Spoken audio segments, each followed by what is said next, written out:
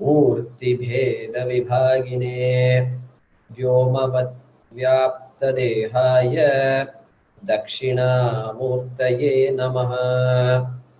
सदाशिवसमारम्भां शङ्कराचार्यमध्यमाम् अस्मदाचार्यपर्यन्तां वन्दे गुरुपरम्पराम्।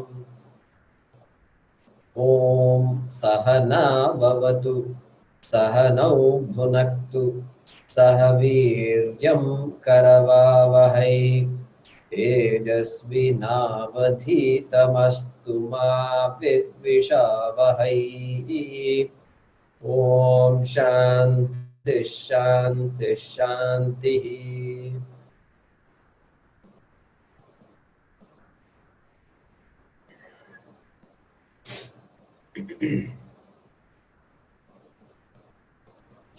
Everybody able to hear me properly? Okay.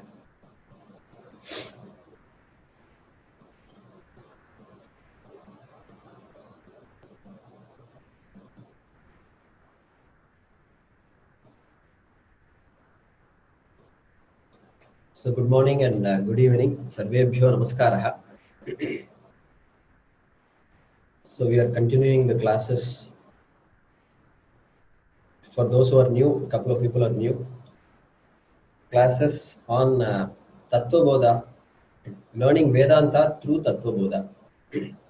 And we are just going through an introduction to what might be Vedanta. What is Vedanta? So last class we started the topic of Purushartha. Purushartha, the goals of a human being. So there we studied Artha and Kama first. Artha being security, being a common desire of every human being. Security and Kama, pleasure. We also said Artha and Kama are common to both animals and human beings. Even an animal has a desire for Kama. On a hot day, the cow will go and stand under a tree because it doesn't want to get fried in the hot sun. So basic Kama is there for the animal also.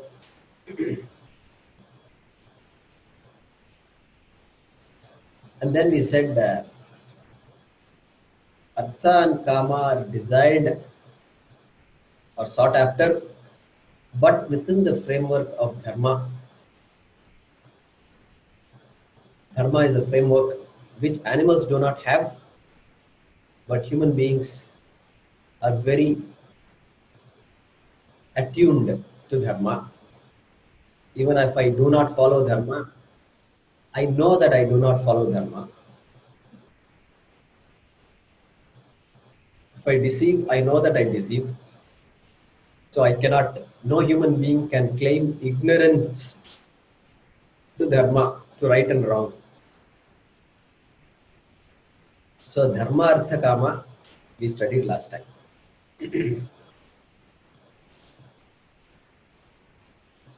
So today we want to understand a little bit about the fourth Purushartha, which is Moksha.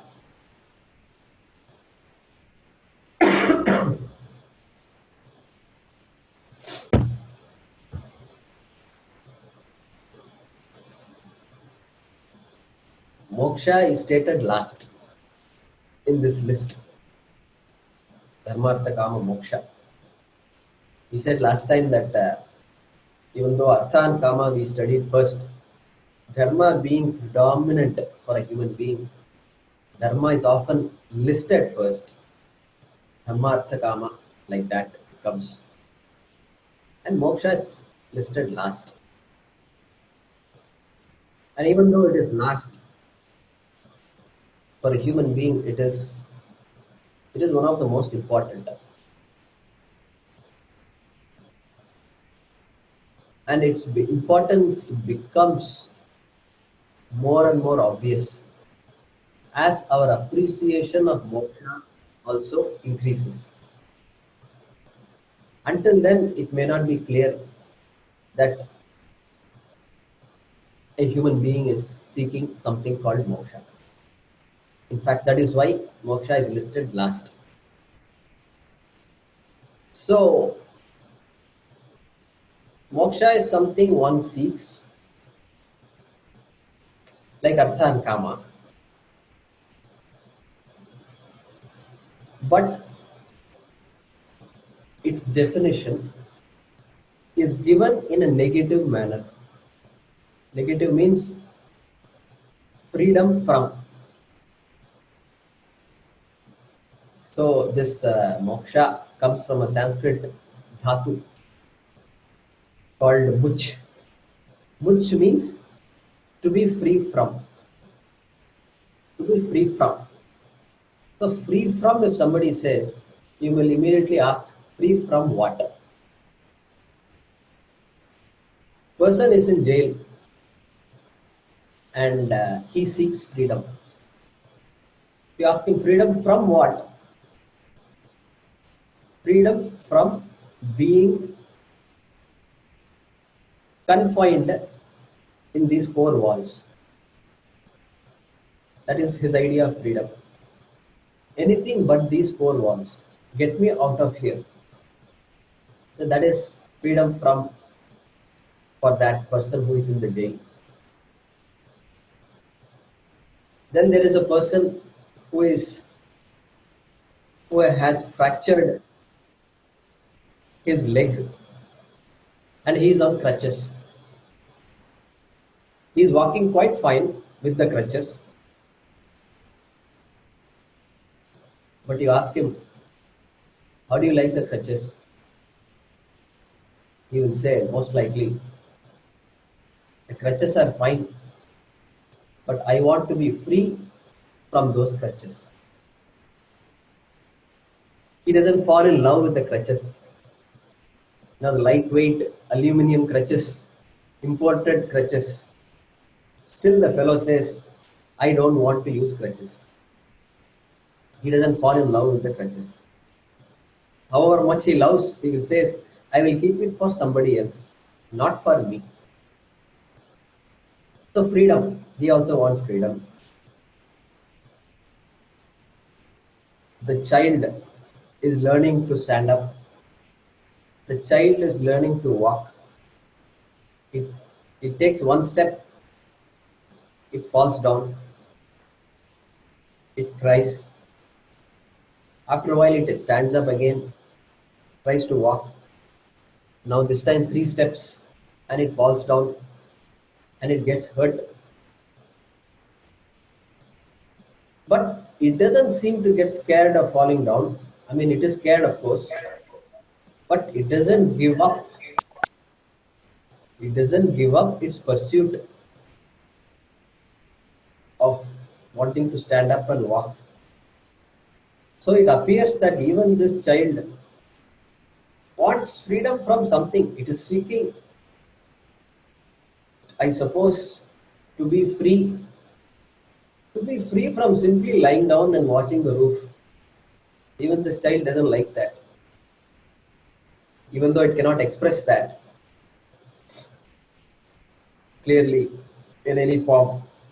It says somehow there is some desire for this child to just get out of here and let me run around. And it runs around, and after a while, it doesn't want to stay at home also. These people are bothering me all the time. I want to be I want to be out of here, and it makes the mother and father run around. So freedom from all these examples we are saying to show there is a desire to be free from something.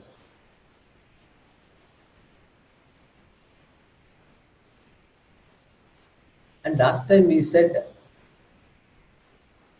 the human being is seeking artha and the human being is seeking kama.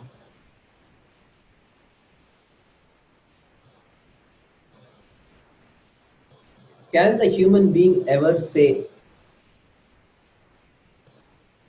Can the human being ever say, I have gained all the security I have?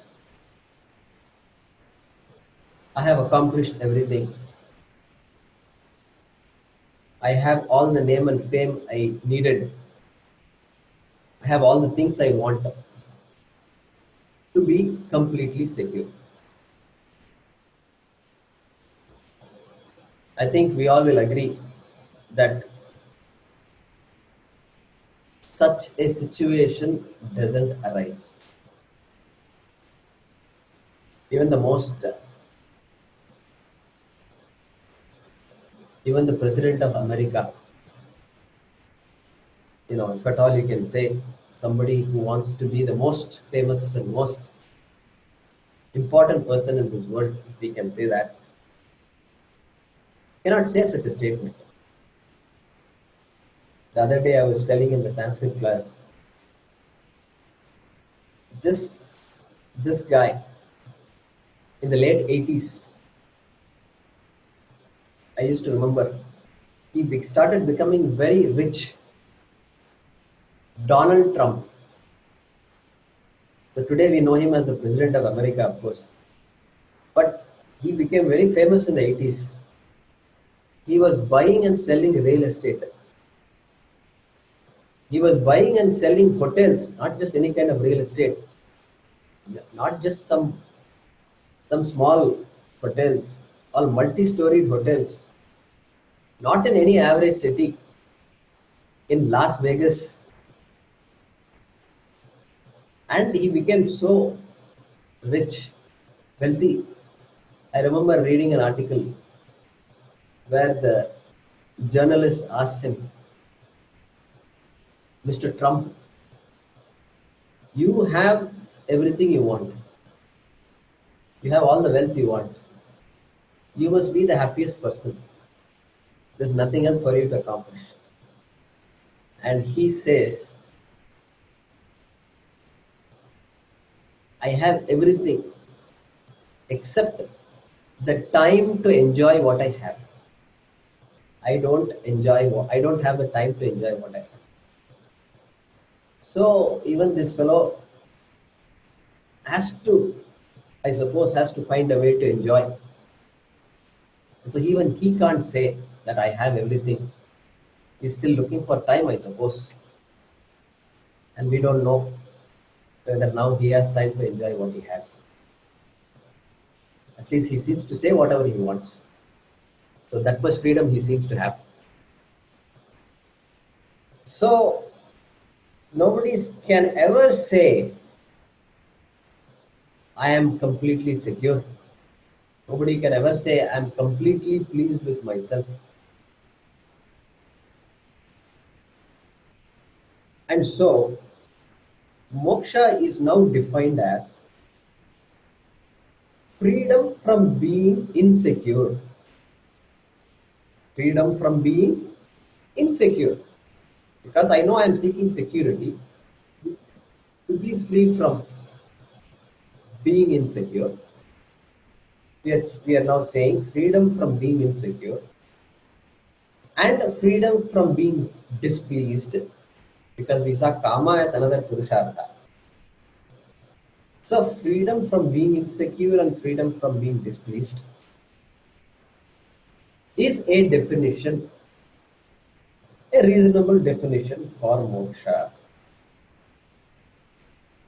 I don't know how that will happen, but that is a definition of moksha at this point.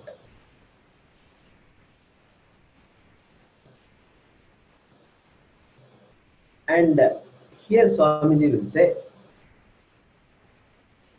he will extend the definition of moksha to be freedom from seeking itself. Freedom from seeking itself.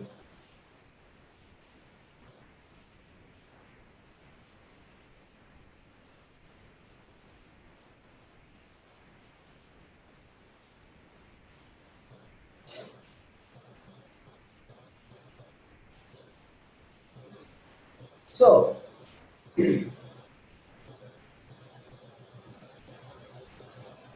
suppose I say this, Donald Trump, Barack Obama, and Bill Gates. Okay, those of you who may not know or heard of Bill Gates, is Bill Gates was the founder of a company called Microsoft, which is the software that runs on all our personal computers, all our laptops. Let's leave Apple aside for a while. So this guy, so he's the wealthiest man in the world, whatever you can say, something like that. He controls all the machines that control us, which means he indirectly controls us. So these three people, Donald Trump, Barack Obama, and Bill Gates, they end up in heaven, and they are standing in front of God, who is sitting on the chair, and God says, "It's very nice to see all of you." At the same time, also, and so he says, God asks, "Hey, Barack, what do you believe in? What do you believe in?" And Obama says, "God, I believe that all people should be given equal opportunities, regardless of the color of their skin. All people should be treated equally, regardless of the color of their skin." And God listens to that and he says, "Barack, I'm so proud of you. This is the kind of world we need. Come, sit next to me, to my right." Then God looks at Donald Trump and asks the question, "Donald, what do you believe in?" And Trump says, "God, I believe that all people should be free to say whatever they want. All people should be free to write on social media whatever they want. That is the kind of world I would like." God looks at Trump and says, "Donald, amazing, stunning. You are a great thinker. Come sit next to me on my left hand side." Then he looks at Bill Gates. God looks at Bill Gates and says, "Bill, what do you believe in?" And Bill Gates, the great Bill Gates, looks at God and says,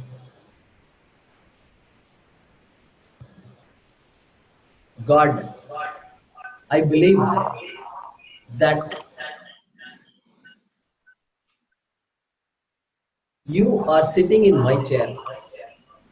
Echo. There's a lot of echo. I believe that you are sitting in my chair. So, so, so, now, here is the question. Let's say some of you laughed. This is a joke, obviously. And I saw many of you were smiling and so forth. So, during the 60 seconds or 2 minutes, if you were smiling, let's say you were happy,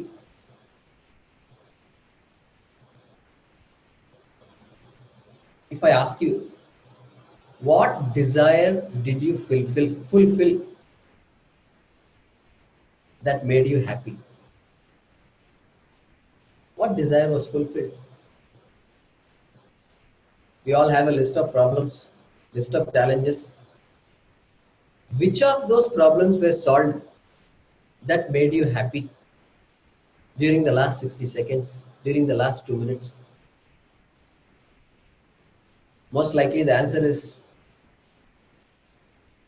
my list of problems remains the same. Today is Monday morning, that too. Some of us have to go to work, in India at least. And they say Monday morning is the most stressful day for many people. And I also heard that among the people who work, the maximum number of heart attacks occur on Monday morning. I don't know if it is true today or not, but that is what I've heard. And on a Monday morning, if I can be happy for 60 seconds without satisfying any desire, what does it tell me? What does it tell me? It tells me that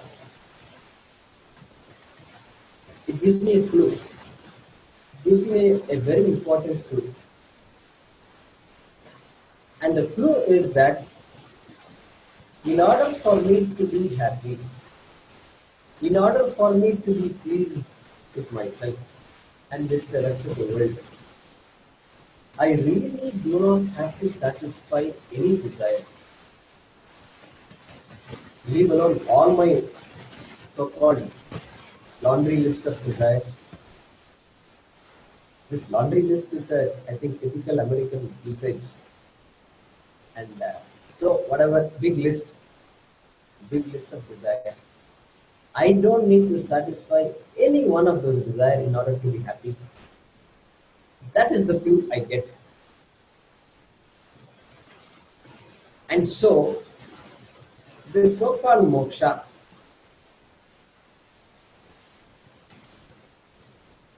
I can begin to see that there is a possibility of being acceptable to myself. And there is a possibility of seeing that satisfying desires, I don't need to connect my well-being to the fulfillment of all my desires. And so this is how it goes. And so now the the our shift in thinking is that for me the security and happiness comes from outside, from things I acquire, from the people I relate to. They are the ones who make me happy. My spouse, my husband, my wife, my children, my parents, they are the most important people in my life, and they make me happy. And if I am happy, then in turn they are also happy. It is also mutual. The things I possess, they make me happy. That has been my thinking all along. And now what we are saying is, perhaps this acceptance that I am seeking is not from outside. It is, some people say, inside. So we are loosely using the word outside and inside. Inside being inside myself. This self that I am still trying to discover now.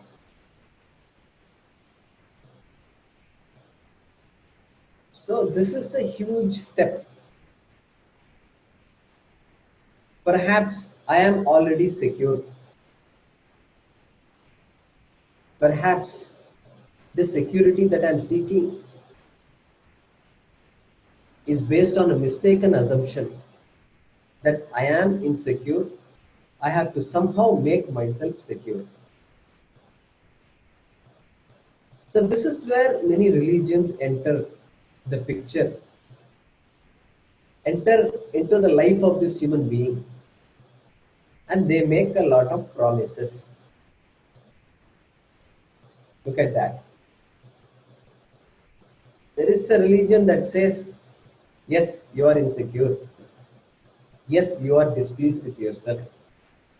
In fact, One religion says you are a sinner, you are a papi, you you are condemned, and you have to make it, and you will make it if you follow me, if you follow one particular god. And so I follow that god, and something is supposed to happen, and that god is supposed to make me free. This is one ideology. Now look at our dharma. Our dharma says you are fundamentally secure. The human being is fundamentally happy. The nature of the being is ananda. The nature of the being is happiness. And the search for happiness, so-called happiness, is based on a mistaken assumption, is based on a mistaken conclusion. So now look at that view. That view is so opposed to some of the other more popular views about the human being. So this is the kind of shift we are told by the Shastra, Vedanta Shastram. And so now, if that becomes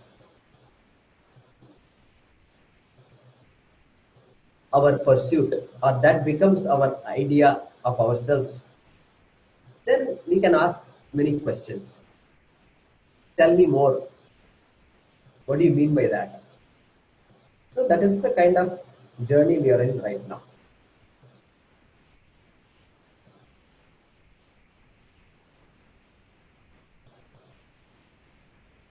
So, continuing that line of thinking,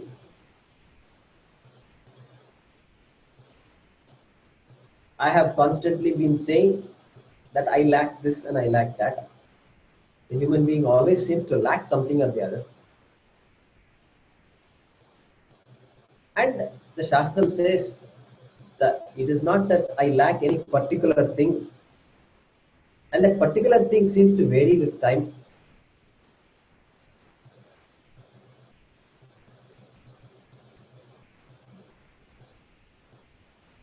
The college student is lacking something. I lack, as a college student, I lack the ability to study better. I want to study better. Or I lack, okay, I study better. Then the person grows up. I lack a job. So now I find a job. Then I lack a better position. I find a better position. Then I lack another promotion. I lack an understanding manager. Then I find an understanding manager. I find a good employer. Like this, I lack many things. I achieve many things.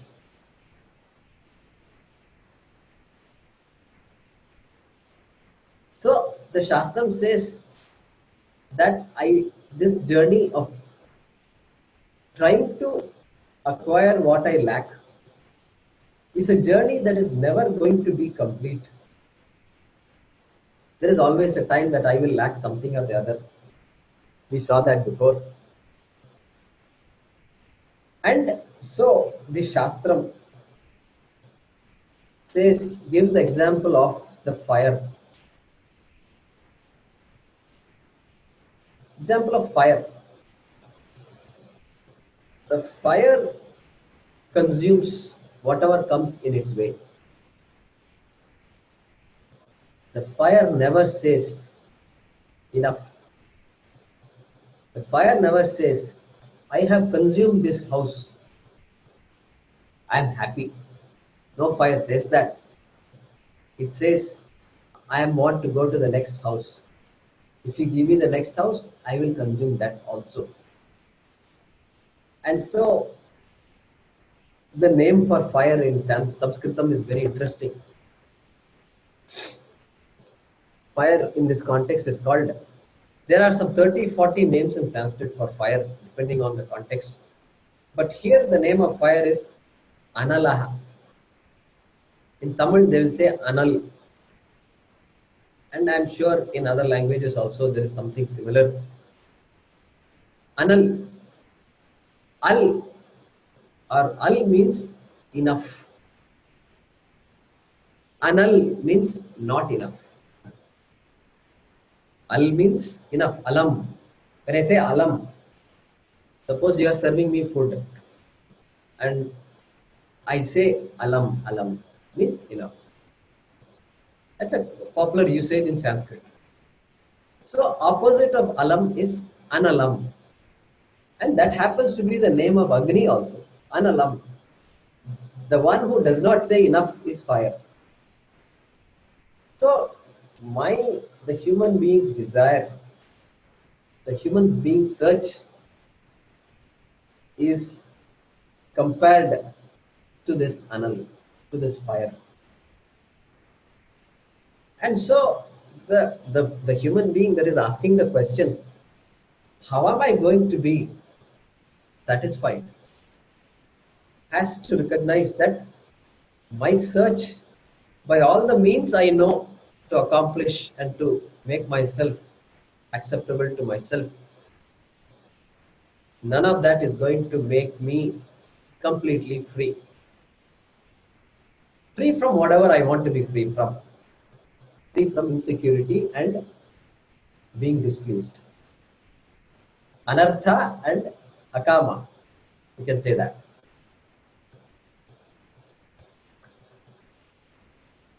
So we need to, especially for those who are new to this topic of Vedanta, some of you already have studied under Swami Paramarthananda ji and others. So for them this is not new. But for others, we need to dwell on this a little bit more.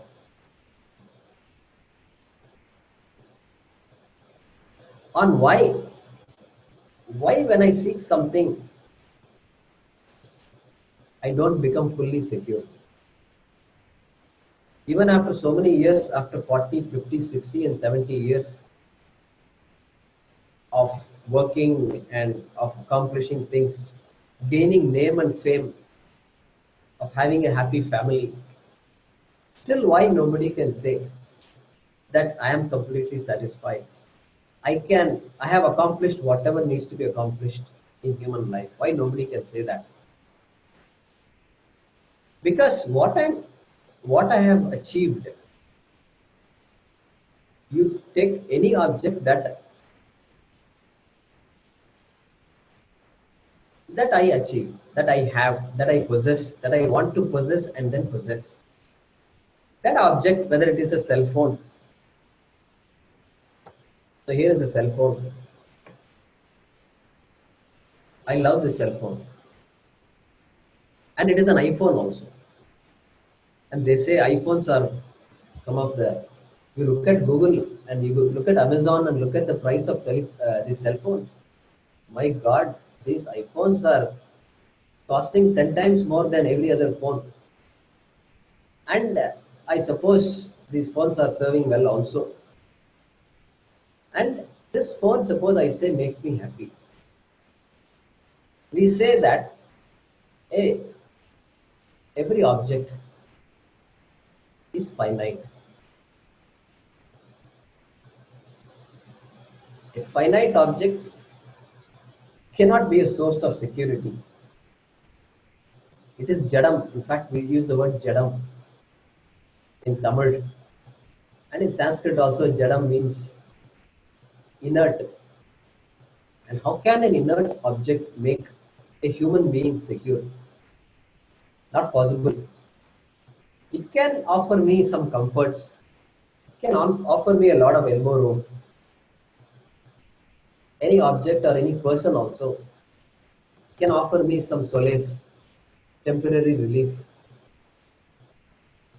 But no object, either a living being or a jadam, an inanimate object, can can offer what I call security. Not possible. And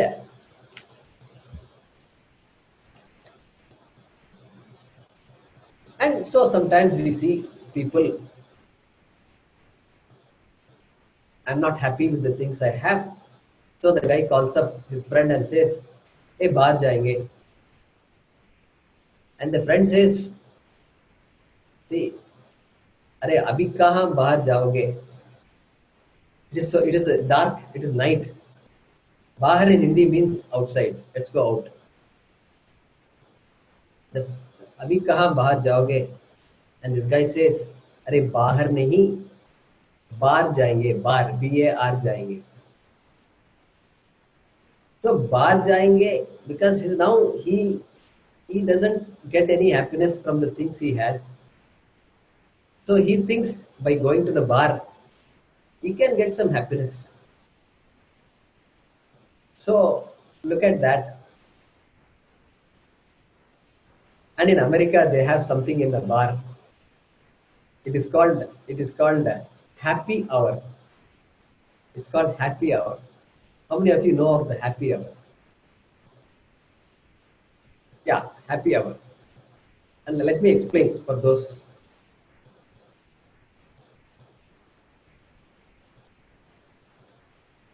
Most people, I suppose, they go to the bar in the night, in the evenings, and after work, whatever, 9 o'clock, 10 o'clock, who knows. So the bars are all empty at 3 p.m.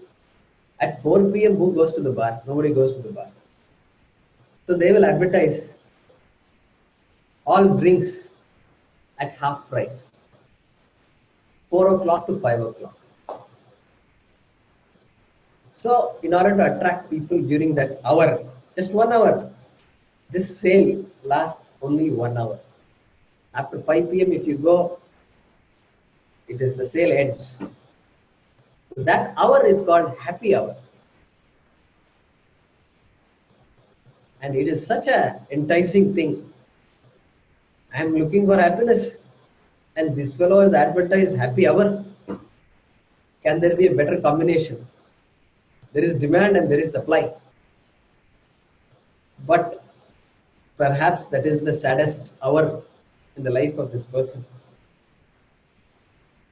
And so the story goes.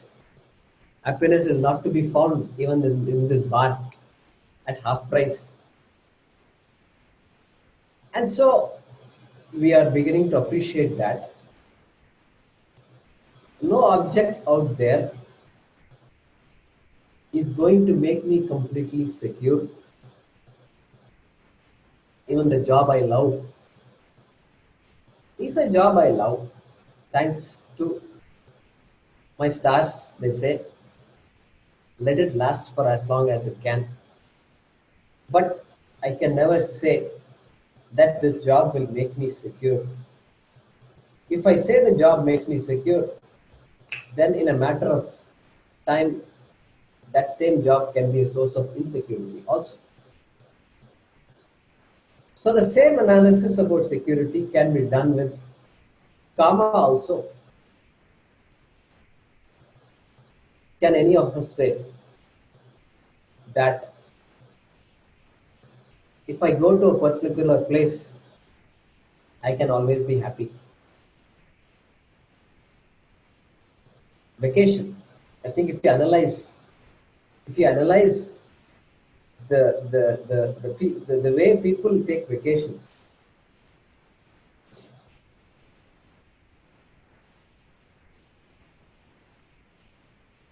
so those days as a child we used to go to our village. Summer vacation was spent in our village. 1 month, 1.5 months, and there is no electricity in the village, and we will be sweating all day. But we used to love, because we used to be on the streets all day. And that used to be our idea of vacation. And all of us remember those kinds of days. But today my idea of vacation is different. I plan in advance. I book all the hotel rooms, rooms of our choice, hotels of our choice, the place of our choice.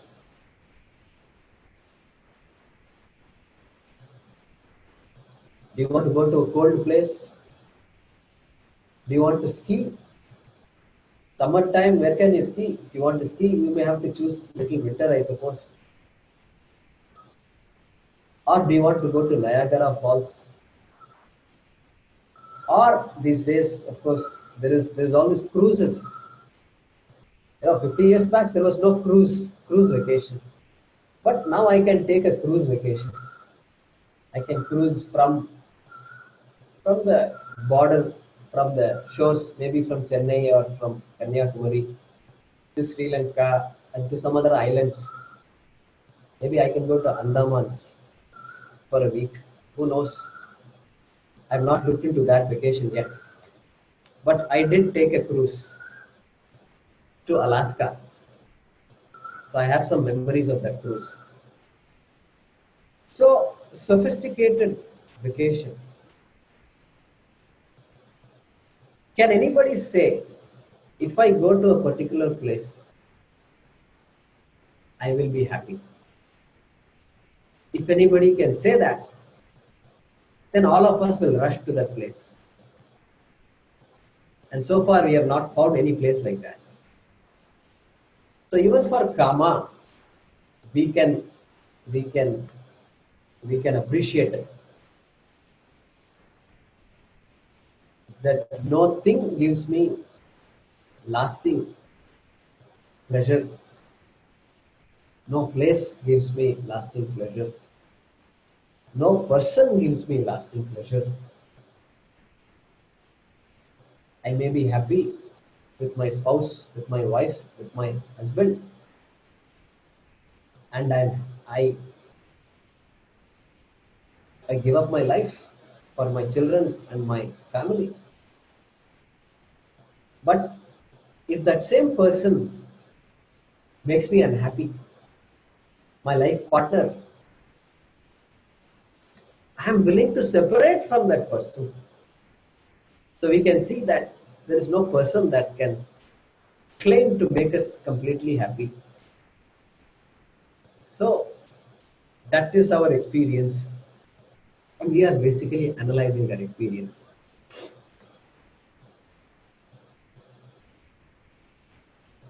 So if we analyze this, and if we are saying there has to be a solution to this fundamental human search, if I have that conviction that this human being, I am a conscious human being, and I am searching for this,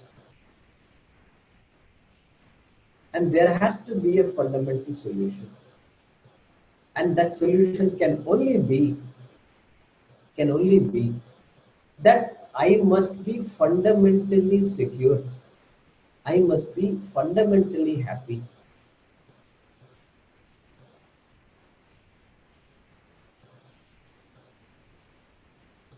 That is that is the discovery that the Shastram wants us to make. And thankfully our Shastram says, yes, your nature, the nature of the human being, my nature is Ananda, the nature of the human being. Your true nature is Ananda. Your true nature is fullness. Thankfully, there is at least one Shastram in this world that says this, which comes like a breath of fresh air.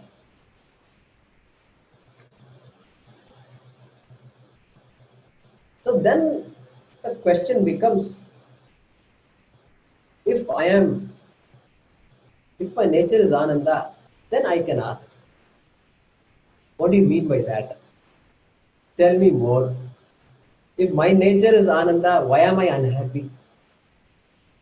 If the fire is hot, it never becomes cold. If heat is its nature, no fire is cold to touch. Fire is always hot to touch. So if you are telling me my nature is Ananda, then how come I am sad? How come I can be depressed? How can I can be how come I can be frustrated? All these questions will arise. And that is why we have the Shastra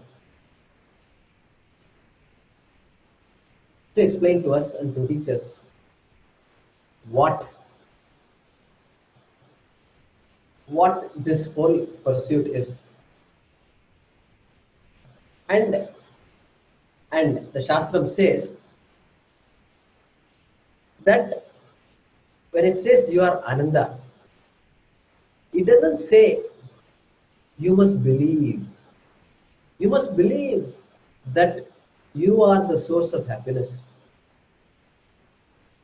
It says it is a fact that you are Ananda, and that fact has to be understood. So understand this very clearly. It doesn't say you must develop a new attitude towards yourself. It doesn't say you must now have a new belief. The new belief is that I am complete. The new belief is that I am acceptable to myself.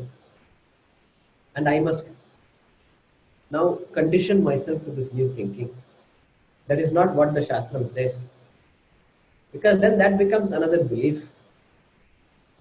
But the Shastram says there is a fact about yourself, a fact that is not yet understood.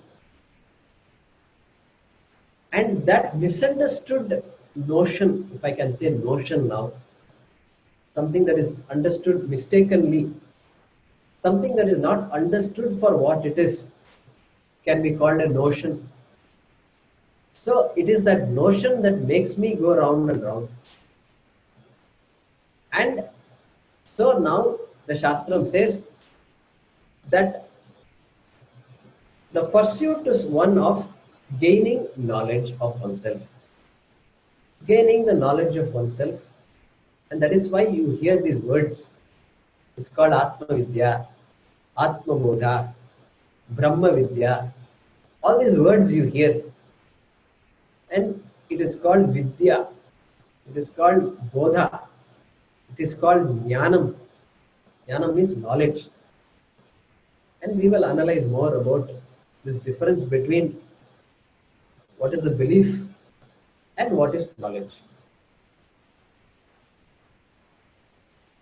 As we go further in this inquiry. So, two types of problems. One type of problem is the solution lies outside. I am hungry. The solution is outside. Outside me. I have to find food. I have to cook. I have to consume. And I am satisfied. One type of problem. I am cold. I feel cold. I have to go get a blanket, get a jacket, and cover myself. And I am satisfied. One type of problem. Solution is outside. Another type of problem. Solution is not outside. Solution loosely called inside. Solution is within me.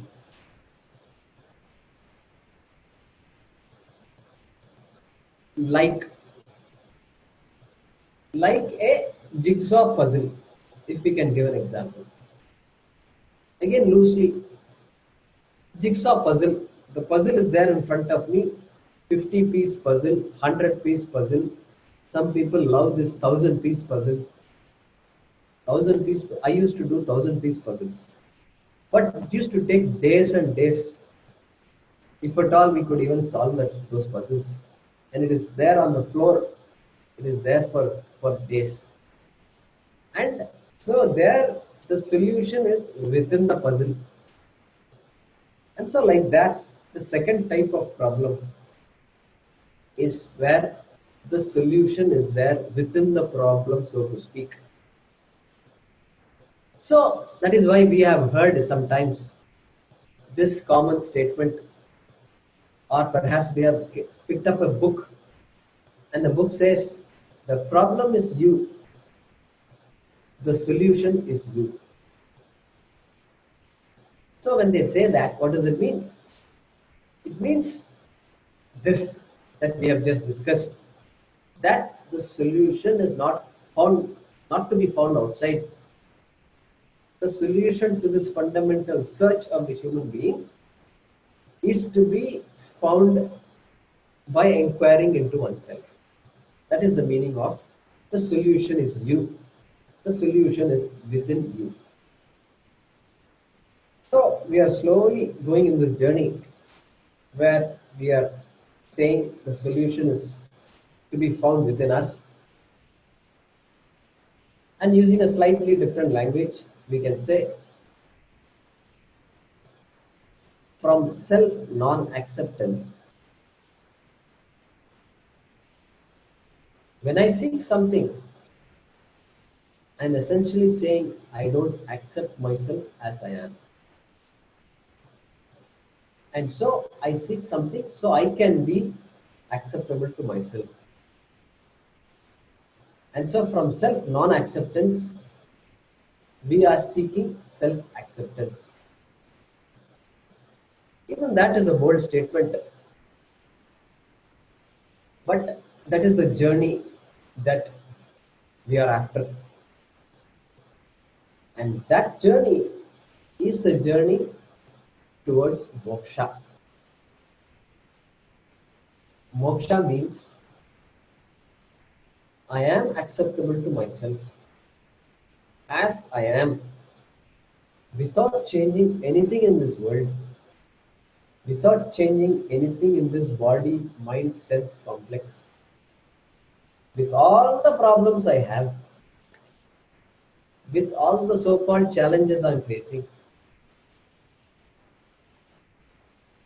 I am acceptable to myself. This is what the Shastra says. And so this becomes an area of deep interest for any human being. Why it should not be? Because every human being is seeking this. And so the question was there last time, it was asked, why is moksha listed as the fourth purushartha?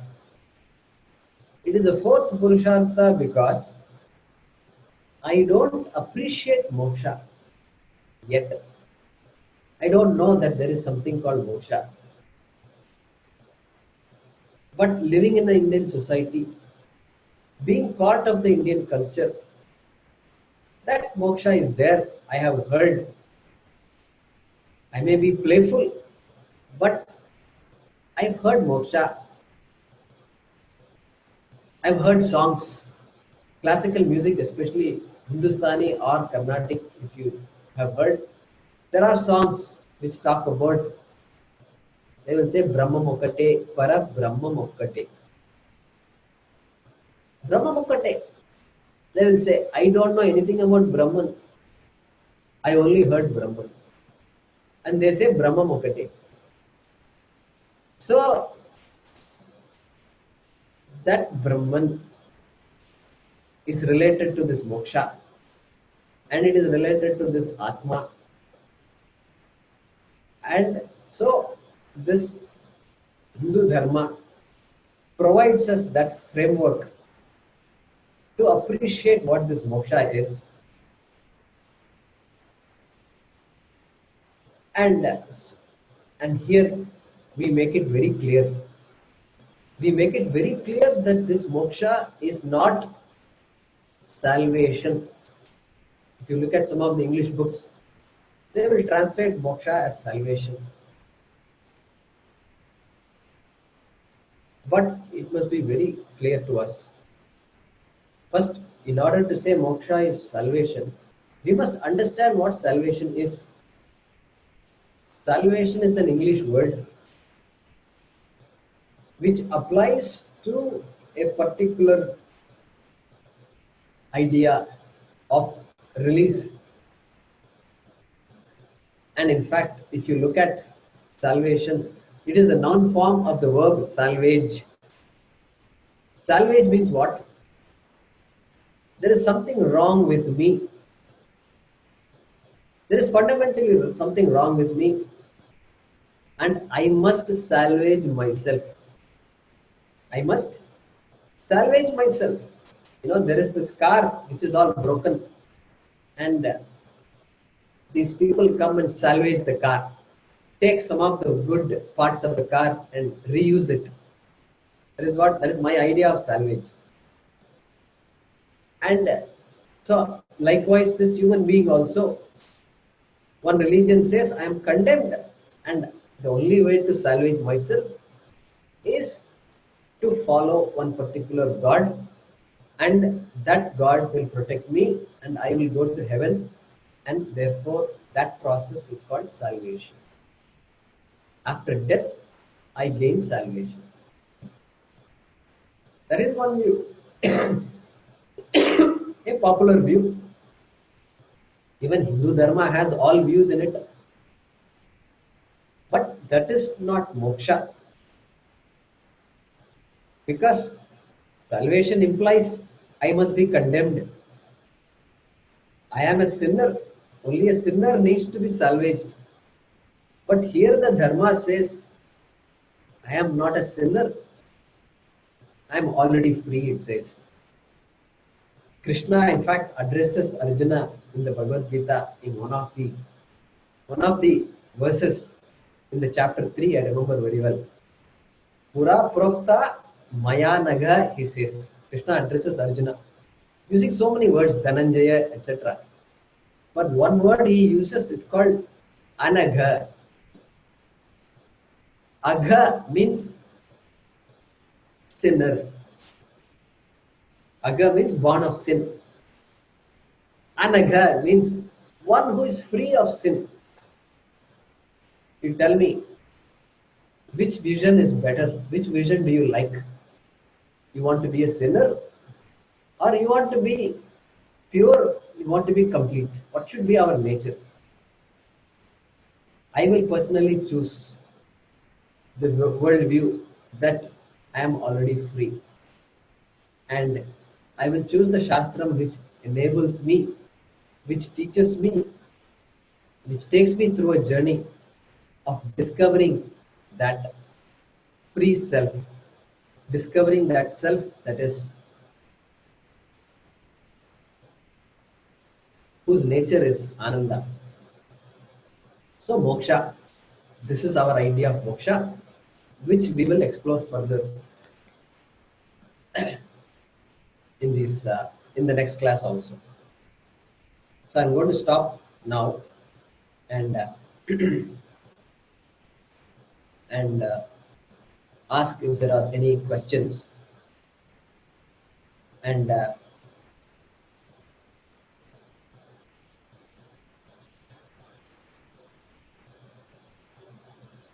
yeah, Sundarji has a question. 1 minute.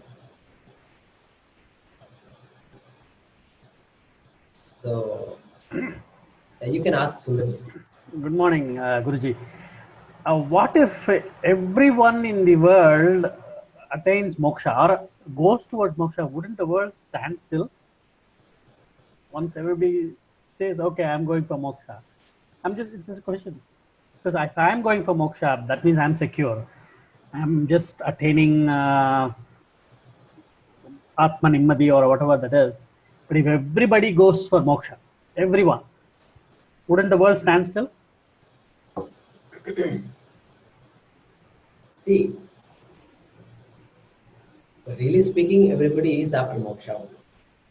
So you and I cannot decide what the human being is seeking, because our journey is already, we are manufactured in a certain way, and so we are all seeking moksha anyway, according to the shastra. So that is one answer to your question.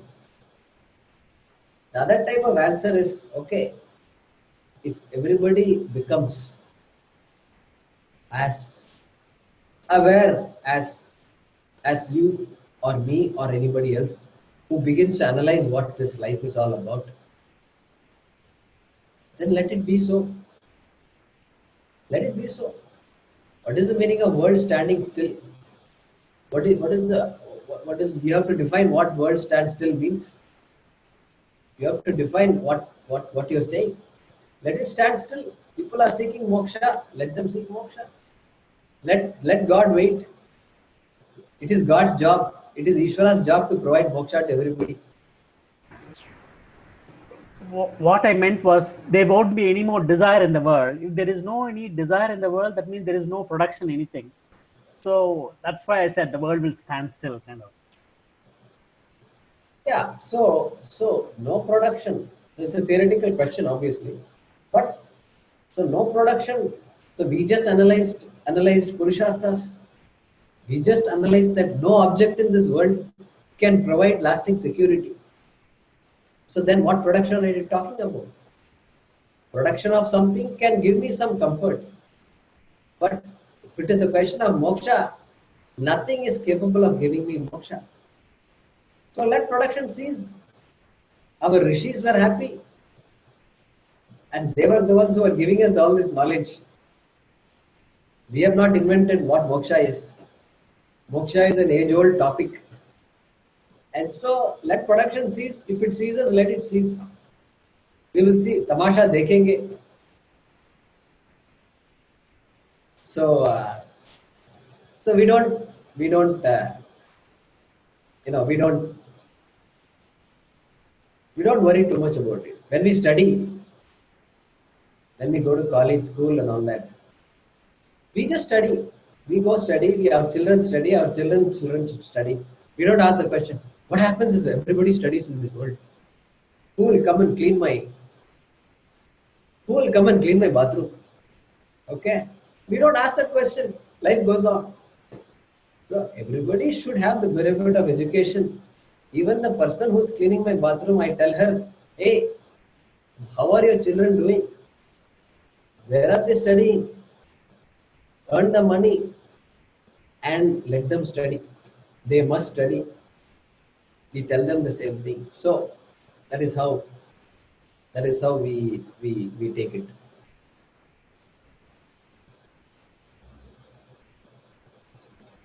Any other question? Yeah. Here there is a question. Ashutosh, 1 second. Okay, so Kritika is asking the question: can moksha be equated to the word realization? Yeah. So for this, now you have to define what realization is. I'm trying to define what moksha is. We are still beginning to understand what it is. We have not fully understood. And so, in order to say moksha is the same as realization, I must define what realization is. As of now, it is undefined. If I ask, there are 25 people on the screen I see. If I ask each of you to write in a piece of paper, in one line, tell me what realization is. And if we read it all out, there are likely going to be 10 to 15 different ideas of realization. So we have to define what realization is. And so if you have an idea of realization, we need to understand what that is. So in this teaching, one thing I learned is from Swamiji is we try not to introduce new words. If we introduce a new word, it is the responsibility of the teacher to define what that word is so that everybody understands it equally. This is why a subject like mathematics becomes easy to teach, because in number one, everybody understands identically. Addition, everybody understands identically. It is hard to misunderstand addition. It is hard to misunderstand subtraction. I may make mistakes in addition and subtraction, but the concept is understood identically by all people. So this is the trap that we all fall into in this spiritual world. That is why the spiritual world is big business, because of these words. So many words people use, and the person who says continues to throw more and more words, and the people who are listening keep on nodding their heads, and nobody knows what is being conveyed and what is being understood. So this is a very important question. Thanks for asking that question. And it is very crucial in this topic, the use of words, the choice of words is, and the responsibility on the teacher to make sure that what is being conveyed has actually been conveyed, and to make sure that the listener has understood what the teacher wants the listener to understand. It's a big responsibility. So therefore, if you look at the teaching carefully, you won't find too many words. And we will have opportunity to talk about that as we go along. And so we will say moksha. So if I say moksha, you cannot get confused, because you can at best say, Jaikumar ji, please explain what moksha is. But if I say realization, now everybody thinks they have understood what realization is, and everybody will nod their head. But really speaking, nobody has realized what realization is. So we avoid such situations, and that is part of this teaching. So we will continue to discuss that, Kritika.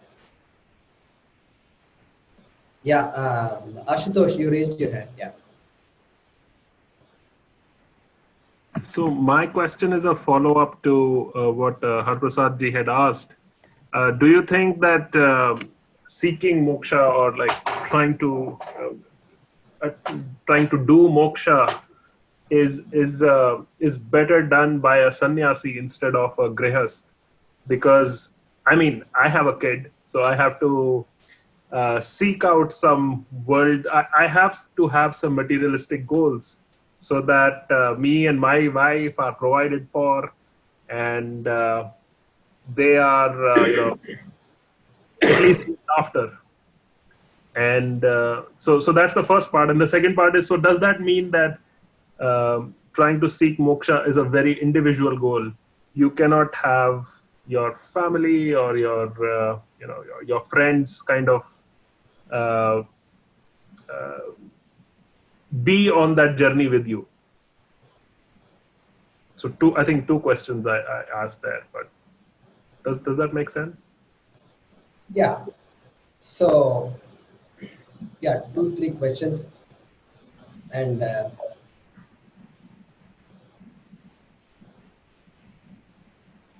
yeah. So the first question is, can I seek moksha as a grahastha, as a family member with so many responsibilities? So we don't know that yet, because we still are beginning to understand what moksha is. Right. And but then we see in our culture, sannyasis are there, and yes, Krishna does answer that same question that Arjuna asks Krishna. Lokesmin dvida nishtha, Krishna says. There are two lifestyles. One is a life of karma yoga, other is a life of jnana yoga, which is sannyasa. So very valid question. And Arjuna does ask Krishna, what life is better for me? And Krishna says, your life of a Kshatriya, your life as a warrior, your life as a family man, your life to protect the people of this continent. That is the best life for you, Krishna says. So thankfully, our Shastram doesn't say you must be X, you must wear this kind of dress in order to seek moksha. Fortunately, it doesn't say that. And we will have an opportunity to cover this topic more later. And so, in any case, we must first gain an appreciation of what it is. Okay.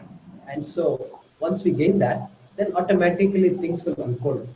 Hopefully that answered your first question. And the second question is, what about my family members? And so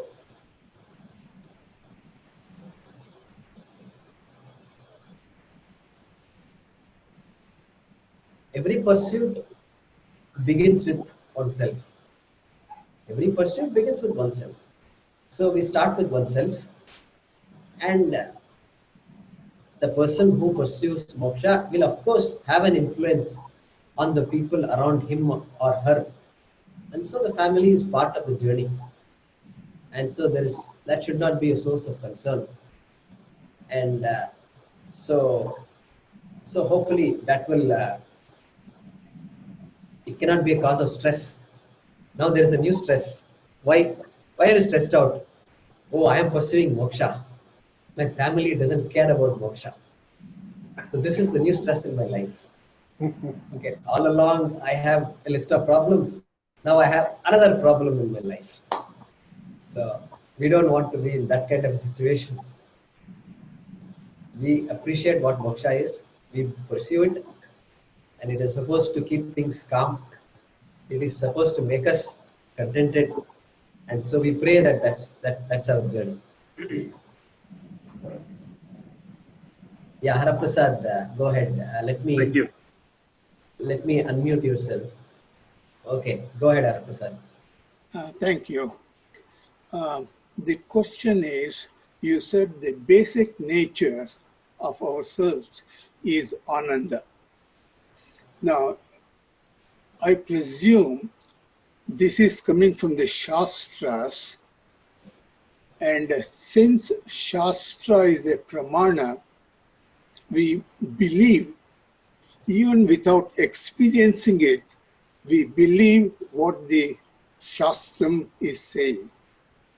Am I right? Exactly. So I'm going to unmute yourself. So your question, yeah. So when somebody says something new, and we are just beginning to gain an appreciation, so at this point we don't have any choice. We don't have any choice but to accept that as true. So obviously belief has a big role to play. Even though I said earlier that the Shastram doesn't want us to believe, it wants us to know. That is said to make the point that there is something to be known here, but that there is something to be known is to be believed. See, that there is something to be known is to be believed. Only then you can pursue it. See, belief has a big role to play in our lives. We believe when we go to bed in the night, we go with the belief. What is the belief? The belief is that we are going to wake up the next day. If we don't have this belief, how we can go to sleep? Please tell me. We go, we put on the curtains, we turn on the fan, and we adjust the bed, and everything is in the right shape and color, and we are able to sleep. Obviously, the belief is, we don't vocalize the belief, but yeah, the belief is we are going to wake up. When you turn the tap, the belief is the water will flow. And some of us in India know that water need not flow. When you turn on the switch, there is a big belief that the light is going to turn on, the fan is going to turn on, and that belief can be proved wrong. So belief is very important. We'll talk more about belief another time. But yes, it is a belief, Haraprasad. Thanks for asking that question. So there are a few more questions. Panduji, if you want to ask, you can ask, but let me read this question. Moksha is I am acceptable to myself without giving consideration to myself. I mean, without giving consideration to the body, mind, sense complex with all the problems I have. But the person is tied to all the relationships, such as wife and children, etc.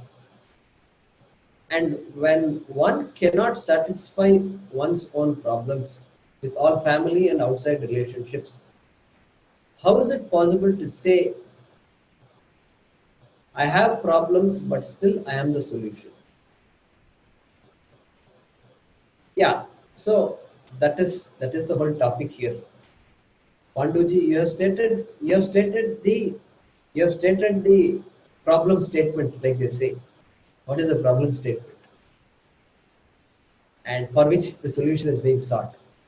So yes, that is the shall we say $1,000,000 question. With all my problems, nothing seems to get solved. And every time I think one problem is solved, the sun is coming back with another challenge, another problem. And the son says, Mom, meet my girlfriend.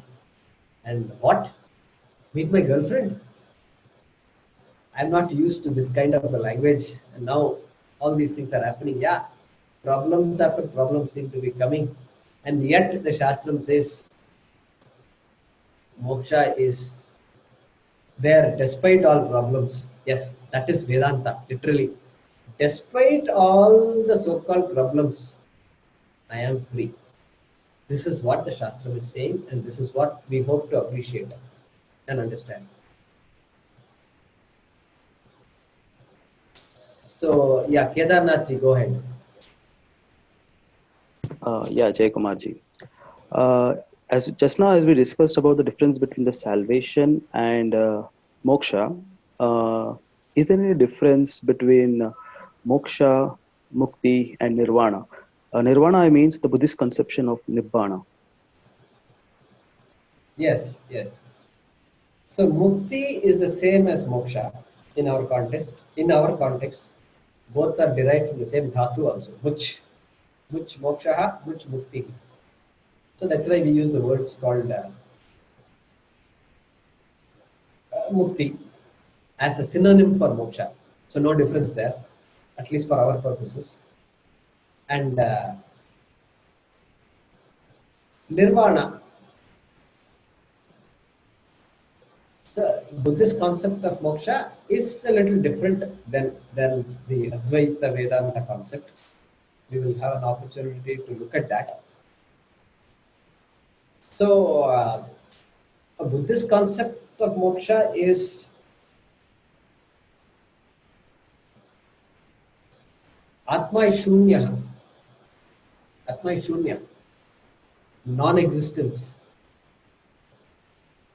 or emptiness or void. I am Shunya. That is their idea of the Atma Tattvam. Whereas Advaita Vedanta says Atma is pure existence, pure consciousness. Existence is Atma. So there is a big difference between the two. And so any idea coming from those differences are also different. And so nirvana is different from moksha. And they say things like after 7 lives you get nirvana, etc. Like this, many ideas are there. And Advaita Vedanta says you are free. And the minute you discover you are free, you are free. That is why you have the idea of Jivan Mukta. Jivan Mukta means being free while being alive. Tell me which Christianity, which Islam offers this idea, being free while you are alive. Everybody says you will be free when you are dead.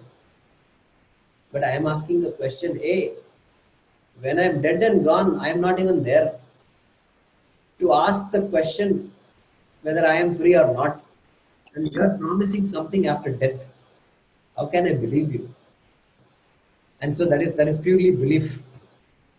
Accepted, that is belief. There is nothing to know there. I have to simply believe it. So nirvana is also in the same category. Vedanta, different category. Jivan Mukta. So that is another beautiful, that is another important aspect of Advaita, because I can say, each person can say for sure whether moksha is achieved or not, because it is to be achieved while living, not after death. Okay, we will have a chance to discuss this more.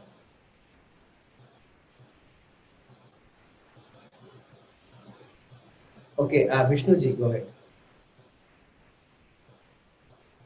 Namaste. My doubt was on you have introduced Ananda, and you have introduced the word moksha. The relation between Ananda and moksha, can you please clarify? Relation between Ananda and moksha, or the difference? Yeah, the difference is my nature is Ananda. The nature of the being, the nature of Atma is Ananda. Moksha is a recognition of that nature. Today I don't recognize that. Today I am, I assume myself to be insecure. I assume myself to be subject to sadness, subject to sorrow, etc., etc. That is my idea of myself. And so recognition of that nature of Atma is moksha.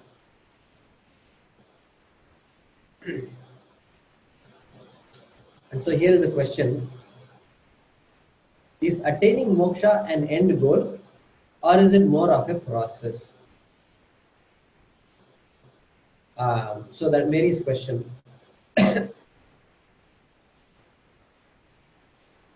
So it is definitely an end goal. That is why it is a purushartha. It is a goal that everybody is seeking, knowingly or unknowingly seeking. So far I was unknowingly seeking, but now because of my appreciation, I may be knowingly seeking. So it is an end goal for sure.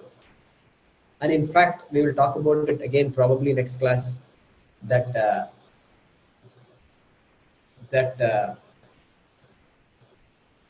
moksha becomes more and more relevant to my life, to one's life, as our appreciation of moksha becomes better, as our understanding becomes better.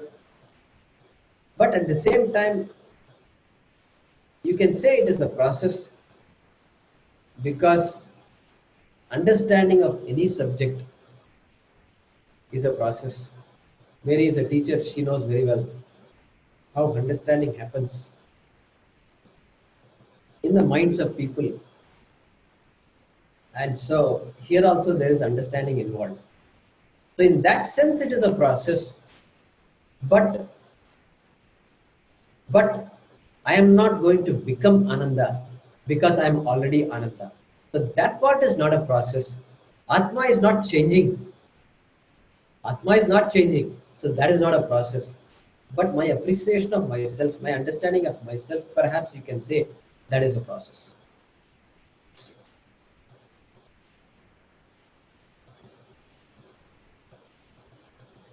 Any other question? Yeah, there is a question from Kritika. Adding to Kedarnath's question, how does samadhi relate to moksha? Is it temporary?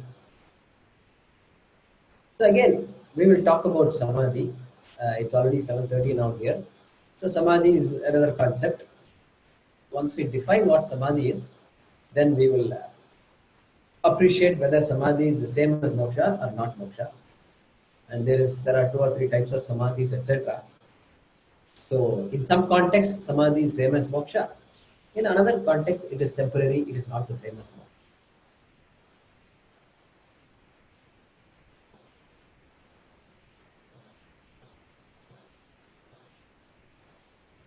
So Hem Rampal has asked, how is Ananda defined?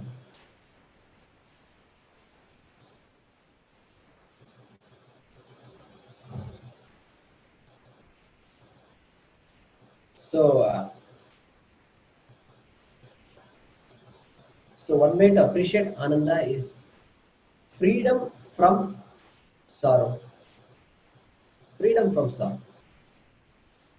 So just like moksha is freedom from anything I don't want. Ananda can be defined in the same way. Freedom from sorrow, which we can appreciate very well. So we will have a chance to see more formal definitions of Ananda, etc. Okay, so I think there are no more questions.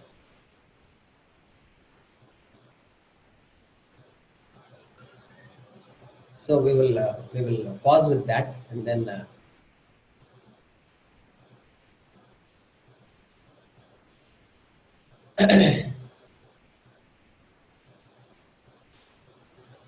Om Swasti Prajabhyah Paripalayantam Yayena Margena Mahimahishaha Gobhyamanebhyah Shubhamastu Nityam Lokas Samasta Sukhino Bhavantu Kale Varshatu Parjanyah Prithvi Sasyashalini Deshoyam Shobharahitah Brahmana Santu Nirbhayaः Om Sarve Bhavantu Sukhinah सर्वे सन्तु निरामयाः सर्वे भद्राणि पश्यन्तु मा कश्चित् दुःखभाग् भवेत् असतो मा सद्गमय तमसो मा ज्योतिर्गमय मृत्योर्मा अमृतङ्गमय ॐ पूर्णमदः पूर्णमिदं पूर्णात् पूर्णमुदच्यते पूर्णस्य पूर्णमादाय पूर्णमेवावशिष्यते